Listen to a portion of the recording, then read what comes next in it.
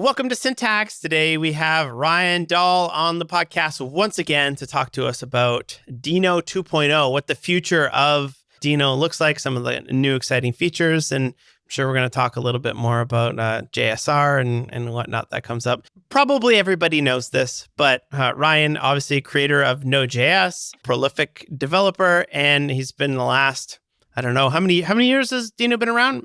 4 or 5? 7, actually, since we started it. It's been, maybe 4 since it's become a company. That's awesome.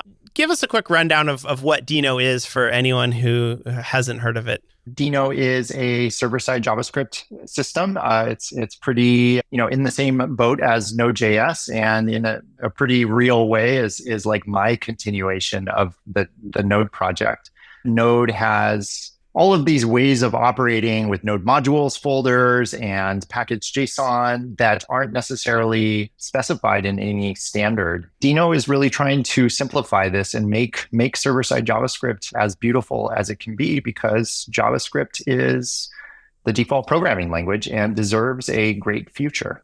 Yeah, absolutely. And the one thing that I think a lot of people have appreciated about Deno is the fact that it is using web standards overall, but it feels like it's just easier to get up and running with and easier to use and less effort. Has that always been part of the goal with Denos, to make it easy to pick up?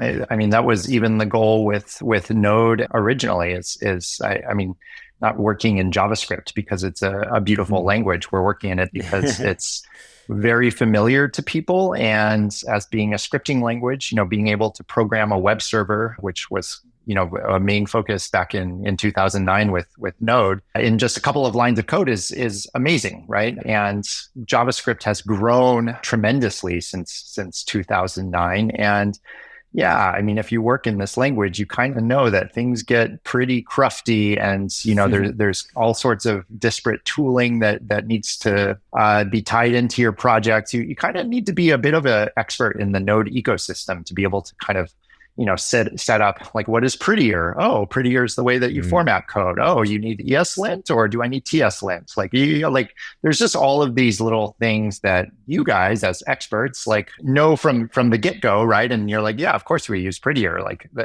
That's the way to do things. But there's all sorts of people out there coming from other languages, just getting started, that don't know what prettier is and don't know how to set that up. And being able to just provide that out of the box so that you can open a file and just start coding with a couple of lines, and just, I don't know, it gets your excitement flowing again, right? Because you're just like, wow, I can actually focus on what I'm trying to do rather than all the other stuff. Yeah, all the frustrating parts of getting it all running. I often talk about that experience I have as an outsider to the Python community, where every now and then I got to run something that's in Python, and I realize that I'm a bit of an idiot, but I'm an outsider coming in, and nothing ever works, and I don't have the right version installed, and people are telling me to use these other packages instead of pip. I got a conda, and everything is snake themed, and it's just and I'm starting to see that hit the Node community, where it's just like, oh yeah, you got to use all these things. Well, don't use npm, and you got to use this other thing, and it's just like, I hope that doesn't happen to our community, where you have to have this knowledge of gotchas in order to just get up and running. And Deno makes that just so easy. I don't even think you need a tsconfig to run something. No, it's so simple. Single executable. There's literally one file gives you your entire development setup. It gives you your LSP for integrating with VS Code. It gives you your linter, your formatter. It gives you Deno compile. It gives you type checking. All of it is it's opinionated in many ways, and I think for advanced users that can rub people the wrong way, and in certain ways, Deno kind of is not the most ideal experience sometimes when you're working with kind of existing Node software. But for people just coming to it, it is very glossy and lovely. Yeah, that's what I want from JavaScript. It should be like Duplo blocks. You should just be like, yes, duk, done. This is beautiful, right? Rather than just worrying about whether I should use pip or anaconda, or I also have the same problem with Python. Okay. Oh, that's good. All right. So let's talk about Deno 2.0. And I kind of want to, one thing you just said that got me really excited is you're going to be able to use Next.js with it. So tell me about what Deno 2.0 looks like. So Deno was started with the idea that we can reset expectations entirely in the JavaScript ecosystem. We don't need to support NPM. We can use HEPS imports. We can have kind of a completely different registry. And like we are pursuing simplification hard and experimenting in all sorts of ways. But it's become pretty clear over the last couple of years that there is a lot of NPM packages that people just need to use, right? Like you got to pull in the whatever AWS SDK and like there's no way around it. Or you need to use a gRPC library. And like, you know, if Deno doesn't support it, well, then you can't use Deno. And that's not a great experience, right? The glossiness wears off really quickly. So it's become really obvious that we need to have support for NPM packages, and NPM packages are all built on top of the built-in Node APIs. And we've been this is like a really large undertaking. and we've been working on this for essentially like 2 years now. At this point, Deno is getting really close. Like it's kind of a long tail situation where it's going to be impossible to support everything in all its granularity. But like most NPM packages are working out of the box in Deno. But in particular, like frameworks, things that might have a node modules folder in an existing package JSON, Deno can also support, including like very complex frameworks like Next.js that have build processes and have all sorts of stuff. So yeah, you should be able to just run these things, Deno run dev in your next project. Once we get to Deno 2, there's a few minor kind of breaking changes. Most Deno users are not going to notice the difference. No major changes, but there's kind of some minor differences in kind of installation and stuff that allow us to support these package JSON projects. And yeah, you'll be able to run Next.js. Wow, that's exciting. And what is the process of supporting the entirety of NPM and that look like? I know initially a big part of Deno was taking all the Node APIs and just shimming them or like trying to re-implement them. If you go into the Deno source code, you can look at a lot of the Node modules and see that they are just re-implementing the API and using the Deno equivalent to that. Like if you look at the FS, if someone's using Node FS APIs in a package, it just makes them with the Deno file system APIs. So like, how do you even tackle that once you have the thing down? A lot of I would say, maybe 90%, hard to put a number on it, but maybe 90% of the built-in Node APIs are exactly that. Like whatever you do, CWD in Deno, in Node, and you have the equivalent like Deno.cwd. It's just kind of mapping APIs. There's other ones that get very intricate though. For example, the HEP client in Node is intricate and supports trailing headers and all sorts of knobs and dials on it that we've had to kind of drop down to a lower level and implement directly in Rust because like in Deno, like the HEP client is just fetch, and fetch is like relatively simple when compared to say the Node HEP client. And yeah, it's that sort of work times 100, right? There's like a lot of different APIs and a lot of intricacies to how they're working. And yeah, that's kind of the API side of things. And then there's like the loading of modules and handling Node modules and handling package JSON, which is kind of, maybe you could call it like the framework side. Like when Deno is sitting in a Node project, how do you kind of interact with all of those things? That is also an undertaking in of itself. And I'd say it's maybe 50-50 in terms of work on both sides. Sorry if I'm being vague, but it's wildly complicated. Yeah. I'm curious about like what parts are not doable. Like when we had the Cloudflare people on and they said, like most of Node will work on Cloudflare, but there's always some weird edge cases, especially when you get into the like native stuff in Node. Are there parts that you can, like if somebody is working on a project that is obscure that might not work?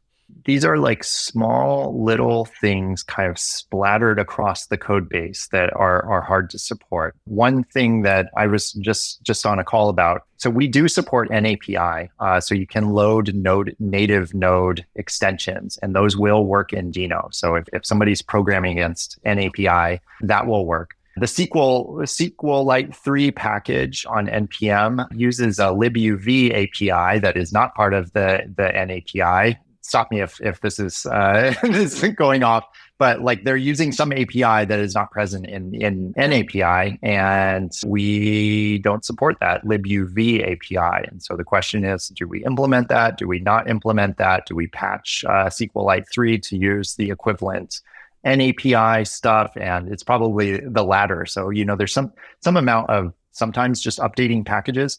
Deno supports all of CommonJS. You can't use CommonJS in Deno programs itself, like if you're programming Deno, but if you pull in an NPM package, it can use CommonJS. And so, in some ways, we are pretty religious and like forcing, we are pretty adamant that like we push people towards browser JavaScript as much as possible. And so we will not allow you to use require.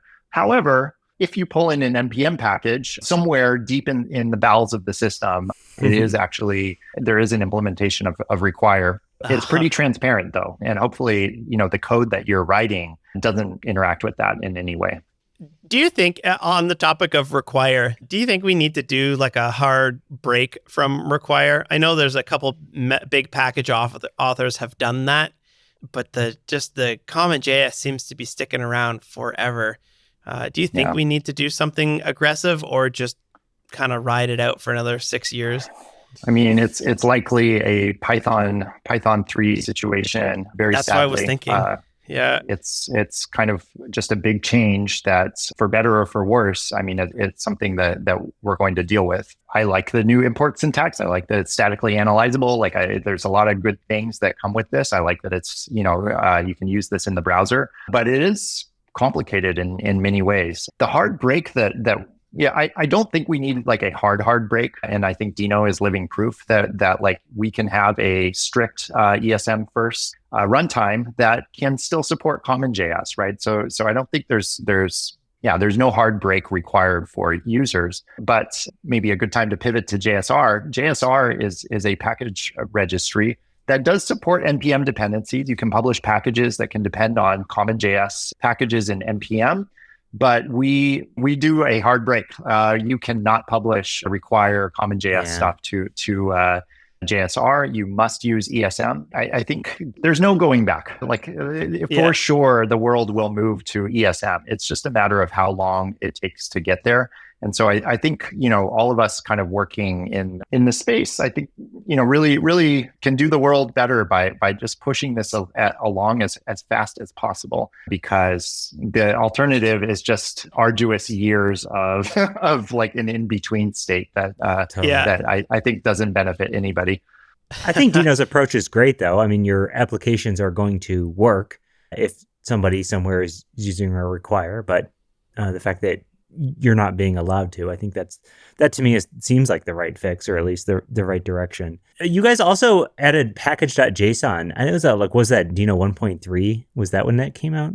I know that was I think like last year or sometime. What was the decision to add package.json like? Was that a tough call to add? I know that, in the past, people would make like a deps.ts file or something and do their imports, and it's almost like a pseudo package.json. What was the reasoning behind eventually giving in to add package.json? First of all, that there's just a lot of software that uses package.json, and that if we're supporting NPM dependencies, it's not really a stretch to have a package.json with kind of a dependencies field in it. Browsers don't know anything about package.json, and we are looking for ways to build on the future of JavaScript and really give kind of a browser compatible way of sharing modules. And so we recommend people use import apps actually for defining dependencies and kind of mapping long URLs that reference dependencies into kind of short bare specifiers. And we've taken this, I would call this kind of V2 of the deps.ts convention that we had early on in Deno. Imports maps work a lot better than that. But package JSON, like, yeah, there's just so much software that uses it, and it's so easy for us to support it, right? To not do so is kind of ridiculous. And so, essentially there's kind of two modes in Deno. Like, you can run with a package JSON, or you can run with an import map. It's pretty transparent to users, and hopefully it still gives that Duplo block-like experience where you sit down and you just start using Deno, and it's like, oh, wow, okay, it just works. I like it because I'm very much standards forward. Any new code that I write in server side, I make it based on fetch and web request and web response and all that type of stuff. But then I do have like legacy code that are not legacy, but just like code that I've written before this that sort of needs to come along. And I love that Deno does that because it makes the hard parts kind of just smooths it over. And then I know that my new code going forward is only going to be web standards based, like Hano.js, things like that, so that I don't have to worry about specific platforms. Hano or Hono? What do you call it? I've been calling it Hano for at least 2 years. Is it Hono? I've been calling it Hono, but what do I know? You're probably right. I know a Brian's few things. Right, yeah. Because CJ also calls it Hono, and every single time I call it Hono, I feel self-conscious. I'm never to about be it, trusted with these types of things. But I'm curious, people are listening right now, like, okay, well, I have a Node app, even myself. I've got an Express application. I've got a Next.js application. They all work together, and it goes to my database. What would I gain by moving out of Node and just running that application in Deno? The secure by default aspect of Deno is still pretty awesome. If you have an API server and it's just kind of juggling some connections between, doing some auth here and sending it out there, like, it shouldn't have access to the file system. Like, you should be doing security at multiple layers and, giving an allow list of domains that it can connect to, I think makes a whole lot of sense, right? It's a little bit more to configure, of course, but V8 just gives you all. V8 is a secure sandbox, and being able to utilize those things out of the box is pretty great. Obviously, the TypeScript support is pretty awesome. I think for Next.js in particular, there's not a whole lot that you're going to gain from using Deno because there's a bundler. The development process is already very smooth. It's going to look very similar to how it works with Node. But I think an Express API server is a perfect example where you can just reduce all sorts of complexity by moving to Deno. Get rid of your tsconfig file. Move to TypeScript. Essentially, you could get rid of your package JSON entirely. You can make it secure by only allowing it to make net connections and not, say, write to your file system. Your development experience should be pretty simple as well. If you're using auto formatting, just run Deno formats. If you're doing linting, our linter is very, very fast, like 100x faster than ESLint. It's all implemented in Rust. That comes out of the box for you. And so as you start coding in VS Code, you'll get nice little yellow squiggly lines underneath your stuff. And there's essentially nothing that you need to set up. And I think there is a nice, now with Deno 2, like there is a pretty nice onboarding path to this. I think previously with Deno, you would have had to make like, okay, stop the world. Let's switch, let's rewrite for Deno. And then I get all of this great stuff. And, maybe you're just not ready to make that switch all at once, right? You're not ready for a 2,000 line diff. But with Deno, with kind of the new features that we've been adding, this should be an incremental operation. So you should be able to just start it up with Deno, first of all, and then incrementally start doing a few things, right? You might run into a few little gotchas, like the process variable doesn't exist. It should give you a nice error, and you import node::process and kind of get past that. So we kind of push you in certain ways, but generally it should be a pretty smooth process. And at the end of the day, your project ought to be in opinionated, straightforward TypeScript that has very few configuration files, if any, and web standards forward. It should also make the like talk about deploying it and hosting it. It should make the deployment significantly easier because there's not a whole bunch of steps to compile everything and cache things and whatnot. And then Like, what about like actual perf of like the website running? Is there a possibility that it would use less resources? Oh, for sure. Oh, yes. I never mentioned this because Bun hammers on this so hard, but Deno Yeah. is very fast. Deno is crazy fast. Deno outperforms Bun a lot. I don't feel so confident to put a graph above the fold Yes. on our website. I think Yeah. that's like cherry pick benchmarks like that are a little disingenuous. But Deno is very, very fast. So if you compare, say, Express throughput against Node, you can expect, I don't know, 2x improvement. But maybe a more important metric, depending on where you're deploying this to. But, for example, if you're deploying this to AWS Lambda, throughput is not necessarily your primary concern. Cold start latency is your primary concern. And Deno has all sorts of nice features there, like V8 code caching, which is essentially like a bytecode representation of your source code that essentially we have best in class cold start time on Lambda, for example. Performance in Deno is fantastic, and it should across the board work better than Node and is essentially on par with Bun, who does a lot of great performance work, but is wildly overstated in how they cherry pick their benchmarks. And if you want to see all of the errors in your application, you'll want to check out Sentry at sentry.io/syntax. You don't want a production application out there that, well, you have no visibility into in case something is blowing up and you might not even know it. So head on over to sentry.io/syntax. Again, we've been using this tool for a long time and it totally rules. All right. What do you think about Bun implementing, like just going hog wild and implementing non-standard stuff?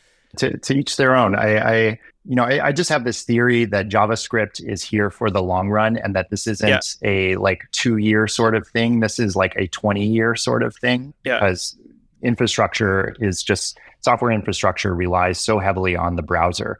And so I just think it's really important for us to think long term about where we're going with this thing. And we're building Deno for the future.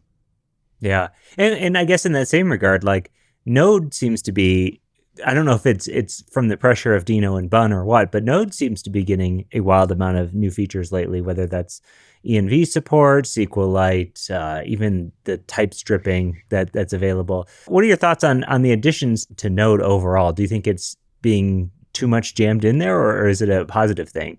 I mean, I started the small node theory and that kind of dominated node development for a long time, small core and kick everything out to NPM. I think that theory had a time and place, but it's pretty clear, in the 2020s now that the runtimes can be doing much more to simplify development. And I think for sure, Node is looking at what Deno is doing and saying, hey, we could also do that, right? This also seems like a good idea. My fear is with Deno is that we actually just act as an R&D shop for figuring out these features and then like they actually get implemented in Node. But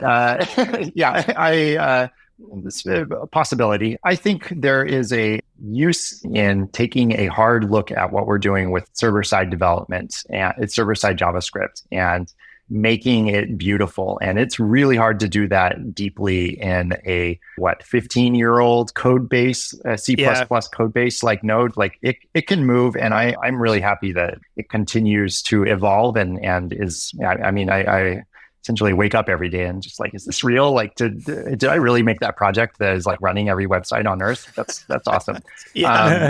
So I'm happy that they're evolving and Node success is my success in many ways. So happy about it. But I also think that it is limited in how far it can go just due to where it's starting and the number of users it has.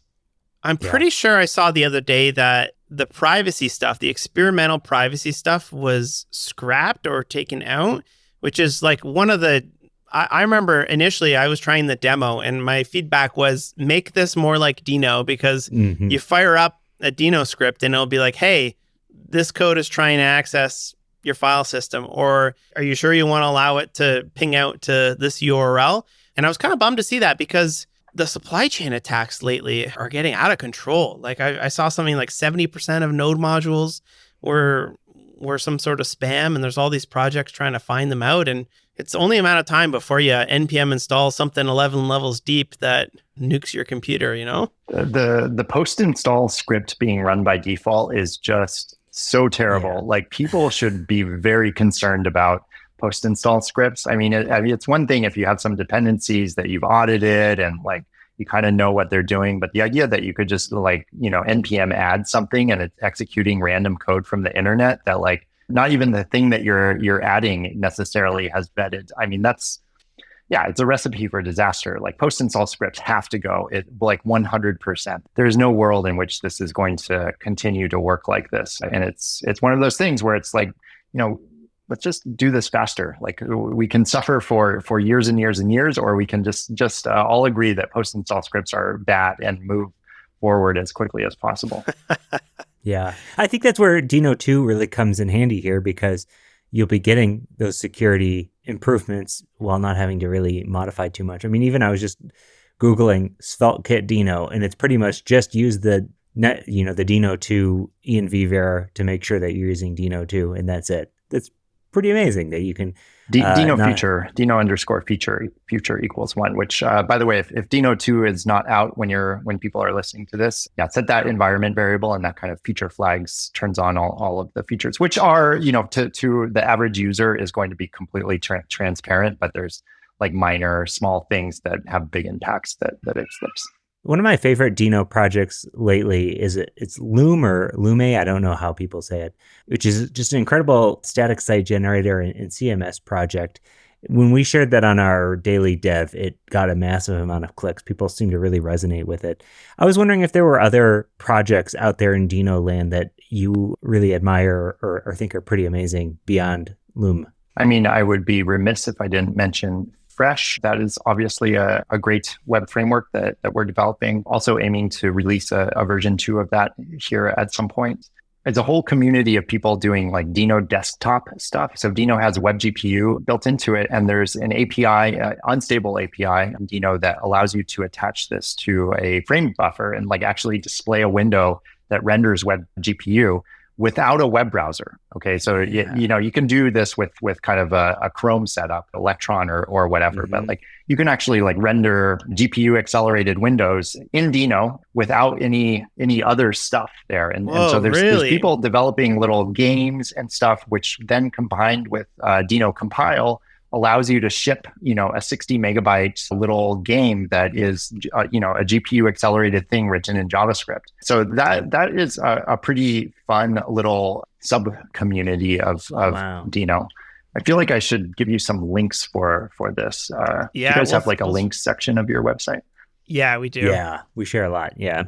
To a large extent, like what we want is people not to be developing Deno software specifically. We want them to be developing kind of TypeScript first, modern ESM software, and Deno can consume it as long as it's modern. And so, we encourage people to publish to JSR, which kind of, has somewhat of a linting system and kind of encourages you to do best practices. I think one of the things that I'm hoping to reset with people in Deno 2 is that you don't need to write Deno software, right? Just write JavaScript software. Like it's going to work in Deno. Like don't use require, don't use the process global. If you need a Node API, pull in the built-in Node APIs with an import statement. To a large extent, this stuff should just work, right? It's not a rewrite the world situation anymore.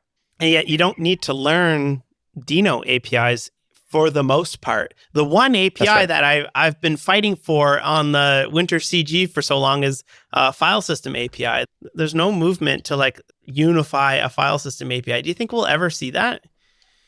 I mean, not all systems have file systems. For a long time, Deno Deploy didn't have a file system. Cloudflare Workers doesn't have a file system as far as I don't know if that's changed. But so it's not necessarily clear that file system is something that should be standardized. I think for those you probably want to reach out to Node built-in APIs or the Deno APIs, which are largely the same as Node built-in APIs, just a little bit better, just a little bit more thoughtful.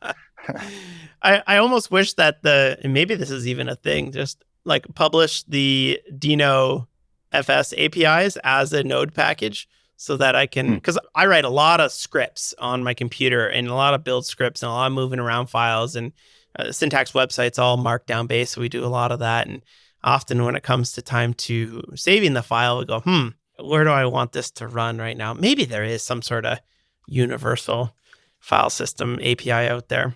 Yeah, we have a standard library in Deno that's on JSR. And it should be noted that JSR is not just for Deno. Part of what we're trying to do is recognize that there's a plethora of JavaScript runtimes out there, browsers, Deno, Node, Bun, Cloudflare workers, and that people are wanting to write JavaScript that, targets, some subset of those or all of those. And we have published the Deno what previously was the Deno standard library, but we hope to make it into just generally the standard library for JavaScript. And there is a file system library in there that has, fancy utilities like walk and stuff. We're still in the process of porting this to Node, but I think, my hope is in the future, you would pull in the standard file system library from JSR. It's going to have all your types, be beautifully TypeScript complete. It's going to obviously have, be based on promises and for await loops and async iterators. Ideally, will work across everybody. Maybe not Cloudflare workers, maybe not browsers since they don't have file systems. So TypeScript, we had Luca on the podcast to talk about JSR. And one of the big things I was really excited about is you just publish your TypeScript. There's no build step. There's no weird, with NPM, somebody has built it and then minified it. Yeah. And then if you want to look at the code that is running, you got to open up the Node modules. And with JSR, they will compile it if you need to use JSR with something like Node.js. But the idea of simply just requiring the TypeScript as it was authored seems so beautiful to me. Importing the TypeScript. Oh, importing. Oh my gosh.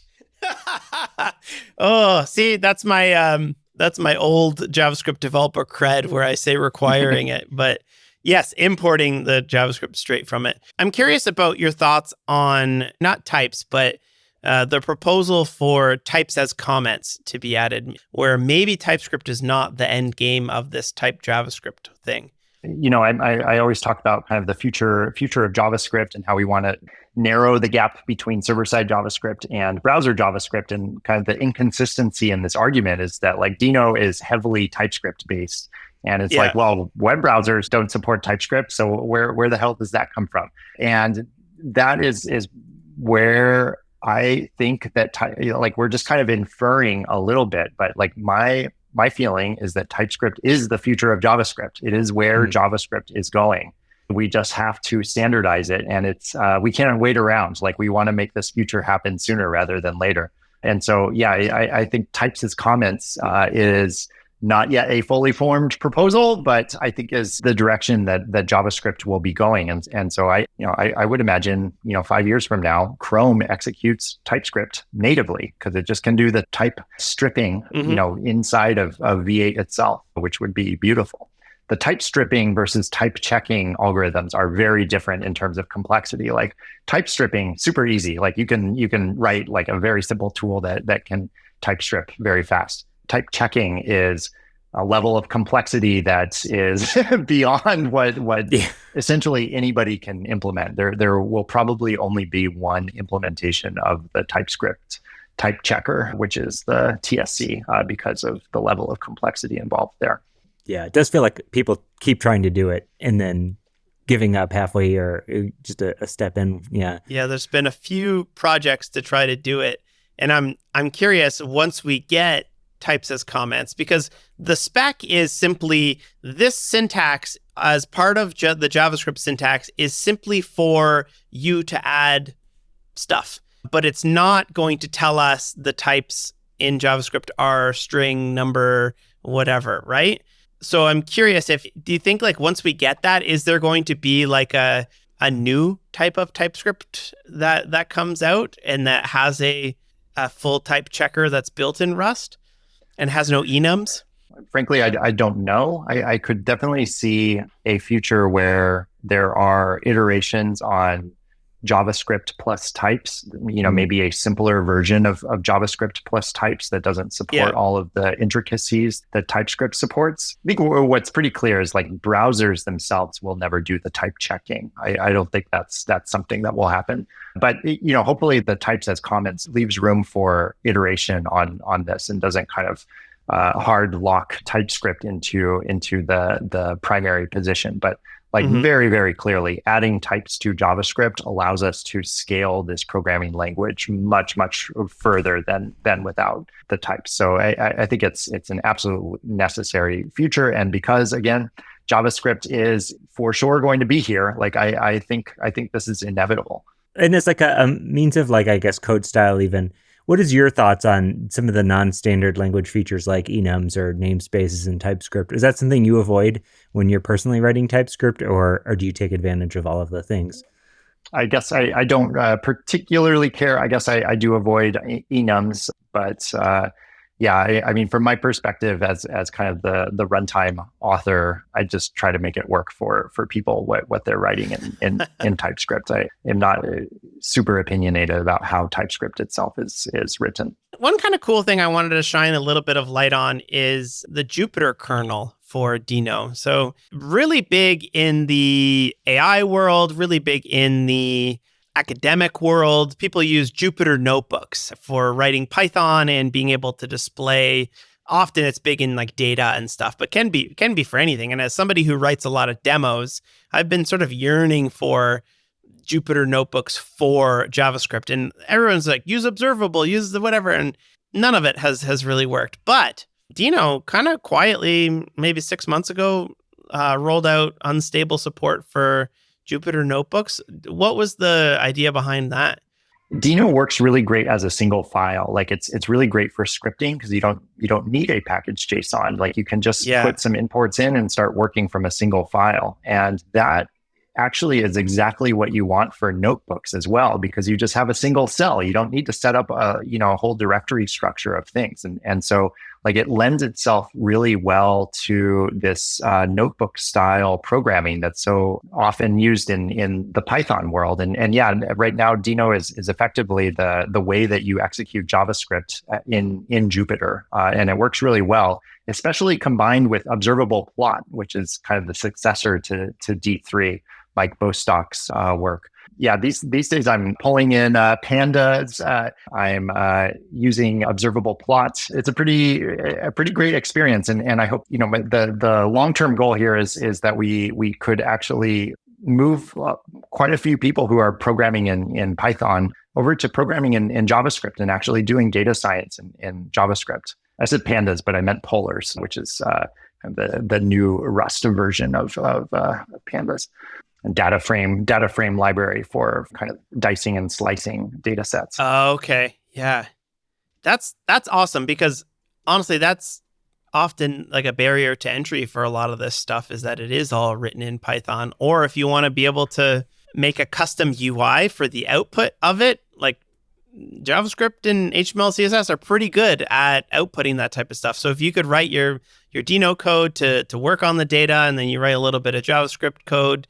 Observable plot is like years ahead of like anything that you have in the Python world. Like people are still using matplotlib in Python, like is absolute trash compared to observable plot, which is just super, super nice to work with. So like the visualization side is obvious for data analysis. It's just kind of the mathematics and the data loading side that needs to mature. But with TensorFlow.js and polars, like this stuff is becoming more and more at our fingertips with Deno and the Jupyter kernel. We work a lot on NPM compatibility and making sure, web developers can work well in this system. But quietly in the background, like there is a real interesting thing happening in kind of the data visualization area of JavaScript.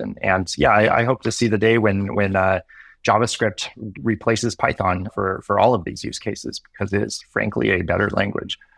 And what about like the AI stuff as well? Do you see a lot of that moving towards? We had Zenova on from Hugging Face, and he showed us his new Transformers JS. We're pretty excited about that. Do you think a lot of the AI stuff will go JavaScript way?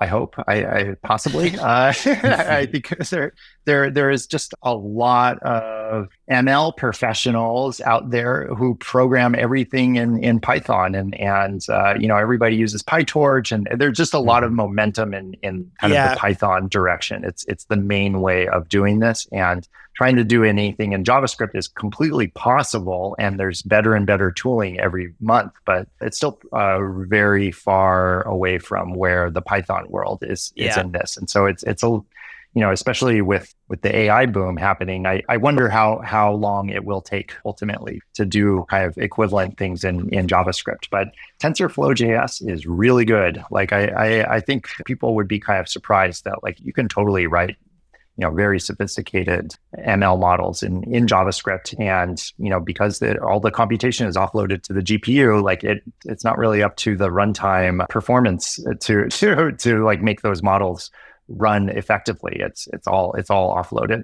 What about WASM? I'm curious about that. Every time we have somebody on, we ask them their thoughts on WASM and WASI. Is WASM still a thing? I don't know. Yeah. So, well, go on.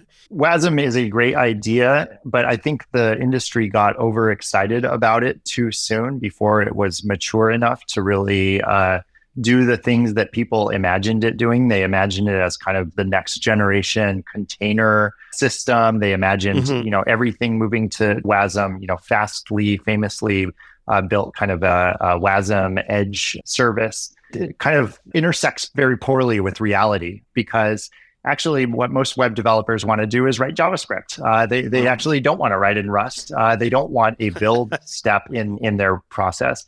And they don't want to take their JavaScript and take Quick.js, compile it down to WASM, add it on, and then execute it in WASM all 10x slower than if you did this in V8. So my opinion is that WASM is a part of JavaScript, a subset of JavaScript. That JavaScript is actually the umbrella thing, and that WASM is a place where you can compile image magic into binary and execute stuff in JavaScript in there. So I think WASM will continue to mature, but like I think everybody who's like gone out and tried to build, say, a company on top of WASM doing kind of whatever WASM container hosting services is not doing very well at the moment, because that is not actually how people want to build stuff.